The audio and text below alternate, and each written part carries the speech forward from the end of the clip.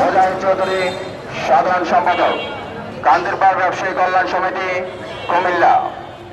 একটি জরুরি বিজ্ঞপ্তি। প্রিয় কুমিল্লাবাসী, এত দ্বারা সকলের মনোযোগ আকর্ষণ করছি।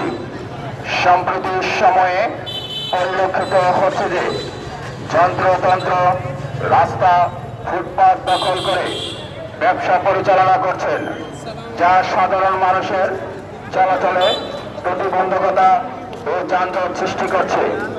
জনদুর্ভোগ লাঘবে অতি সত্বর রাস্তা, ফুটপাত থেকে অস্থায়ী দোকানপাট সরিয়ে নেওয়ার জন্য বিশেষভাবে অনুরোধ করা যাচ্ছে। উভয় পাশে রাস্তার দুই পাশে দোকানপাট সরিয়ে নেওয়ার জন্য বিশেষভাবে অনুরোধ করা যাচ্ছে।